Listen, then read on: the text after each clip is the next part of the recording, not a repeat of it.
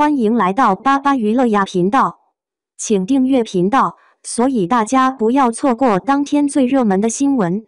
我们今天的时事通讯包括以下内容：演技越受赞扬越遭挫折，程毅、靳东、黄轩都曾付出代价。老演员林永健在一次官媒采访中的表现意外走红，爆红网络。他说曾和一个顶流演员合作过，哪位演员带着一帮人，自我感觉挺牛逼，进入剧组后还会干涉剧本的事情。由于和他合作过的顶流艺人实在太多，许多网友都在努力扒出他说的那位到底是谁，每个人的顶流都被怀疑过一遍。不少网友提到了程毅的名字，顺带着他在《富山海》里的演技也被翻出来调侃了一下。媒体人崔然坚持支持程毅，还列举了不少程毅被水军大量骂的证据，帮他淡化了一下负面传闻。不过，不管程毅是不是林永健口中的耍大牌顶流，从一众网友对他的调侃中也能看出，他的演技光环差不多都散了。他最拿手的角色，往往是带点郁闷感的反差大男主，人物设定也偏爱扮猪吃虎的套路。演戏的时候，他脸上的肌肉线条挺奇特，上半张脸总给人一种平静的、没有波澜的感觉，说话的语气也挺平淡无奇的。这也让不少网友猜测，他之前一直被夸演技棒，其实里面也夹杂着炒作的因素。像程毅这样的人气演员可不少，已经有好几位因为过度营销和炒作演技，结果反倒吃了亏。靳东。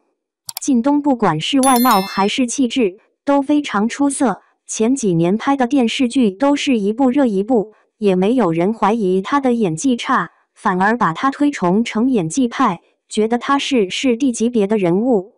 不过不久前网络上出现了一个关于演技查中率超高明星的热搜，很多网友都把靳东的名字点了出来，有粉丝为他打抱不平，觉得他被人设局了。可说到底，他在这个评论区里出现也算不上完全无辜，演戏的时候总带着那股做作的气息，搞得挺不上正轨的。要是把他演的几个角色拼在一块，感觉就像是同一个人似的，角色的底色都差不多，看不出啥明显的差异。从他演的戏里也不觉得有啥大起大落，反正他早就习惯演那种高高在上的角色，演久了，想再表现普通人家的那份细腻也挺难的。在我的前半生里，这点体现得特别明显，别的演员都是在演那种正在过日子的状态，一到他这边就感觉有点飘。黄轩。黄轩以前可是好多大导演的宠儿，演技也被捧得很高，一度算是演技派里的佼佼者。可如今网友们越来越觉得，黄轩表面看起来挺有实力，其实真正的演技爆发力和那种张力根本拿不出来，似乎差点意思。新剧一出来，又让人看出他挺依赖资源，很多网友觉得他这些表现就像是在模仿蒋奇明的演绎方式似的。要是蒋奇明来演这个角色，说不定会比他更随心所欲一些，可不管怎么演，总觉得他那股子架势总带点摆出个架势的感觉，就算是演个混混小年轻，你也难让观众真正融入角色，光凭气质都觉得不像，反倒像把一部犯罪刑侦剧给演成了二人转似的。在这部剧上映之前，许多观众最担心的还是李庚希那边的问题，可看完李庚希那场戏，再转头看看黄轩，很多人都觉得李庚希被冤枉了。他靠那双眼睛就能把角色撑起来，可放到黄轩身上，这种状态完全看不出有入戏的样子。这些明星以前被捧得太火，但他们的演技还达不到那么高的评价，所以才会倒了大霉。真正的好演技不是靠夸出来的，还是少点捧杀，别太偏激了。在娱乐圈这个光鲜亮丽又暗流汹涌的地方，演技好从来都是一把双刃剑，被夸的越多，摔的往往越狠。程毅、靳东、黄轩这3位曾被大众视为实力派中间的演员，如今都在不同程度上经历了被赞毁的困境。他们有实力，也有光环，可当舆论的聚光灯太强，热度反噬的那一刻，也让人看清了被神化的演技背后那些无法承受的重量。林永健一句话引爆顶流耍大牌猜想。最近，老戏骨林永健在一次官媒采访中说了句意味深长的话：“我曾和一个顶流演员合作过，对方带着一帮人进剧组，自我感觉挺牛逼，还干涉剧本。”这话一出，全网立刻炸锅。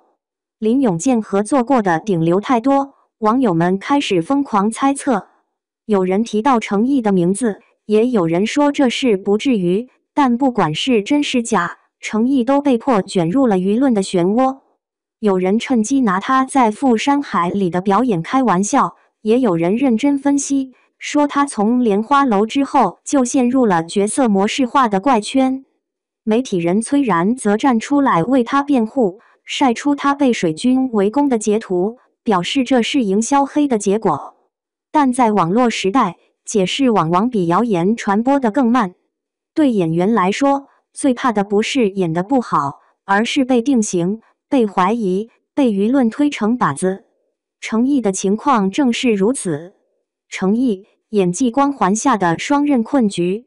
程毅的演技确实有过高光时刻，《沉香如屑》《莲花楼》《长安落》等作品让他在观众心中留下了内敛克制的印象。他擅长用眼神表达隐忍的情绪，用微表情传递人物的痛苦和坚韧。但问题是，当这种表演方式被反复使用后，观众会产生疲劳感。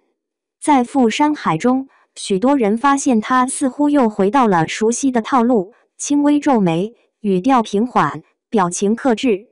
那种原本令人动容的含蓄，变成了缺乏变化的模式。有人说他脸上永远一副平静的表情，有人嘲讽他演谁都像莲花楼的李香怡。这其实是演员陷入了舒适区的典型症状。程毅的演技没问题，但当演技好成为一种市场标签，观众期待的反而会更高。一旦他稍有重复，就会被放大批评。这是一种被夸毁的后遗症。被夸到极致时，观众会期待奇迹，而演员却始终只是人，不可能每次都突破自己。靳东从戏骨人设到茶众演员，靳东的遭遇其实更典型。早年间，他凭《伪装者》《琅琊榜》我的前半生一战成名，一度被奉为国民大叔正剧男神。他的声音低沉，举止稳重，气质儒雅，让人一听台词就想鼓掌。然而，当靳东等于高知精英的印象被无限放大后，他也掉进了人设陷阱。有人调侃他，演谁都像靳东自己。医生、律师、企业家，他演的角色身份不同，但气质一模一样，甚至连说话的节奏都没变。去年网络上出现一个热搜，演员演技查中率过高，靳东赫然在列。网友戏称，换个剧本，台词都不用改，直接套模板。这固然有点夸张，但也揭露了一个现实：当演员习惯在优雅稳重的角色里打转，就很难再让人信服他能演普通人。在我的前半生里，他饰演的贺涵是个成熟理智的都市精英，可当身边的马伊琍、袁泉都在用生活化的表演诠释人物时，他那股端着的气场反而显得格格不入。观众不是不认可他的实力，而是觉得他太完美，缺乏真实。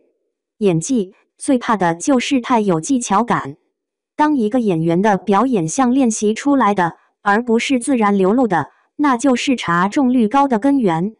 黄轩从文艺男神到力不从心，黄轩的跌落速度让人唏嘘。曾几何时，他是导演们的宠儿，冯小刚、陈凯歌、张艺谋都点名要他。他那种带着淡淡忧郁的气质，仿佛天生适合演情绪深沉的角色。《芳华》《红海行动》《山海情》都让他口碑爆棚。可到了近几年，新剧一出，却频频被质疑状态不对。最新一部作品中，他饰演一个复杂的刑侦角色，但网友们普遍评价太端着，不像底层人物，演得太干净。甚至有人拿他和蒋奇明做比较，说他是在模仿别人演戏，却模仿得不彻底。更糟的是，他的文艺范气质成了负担。演知青、艺术家、知识分子时自然，但一旦碰到市井边缘糙一点的角色，就会让人出戏。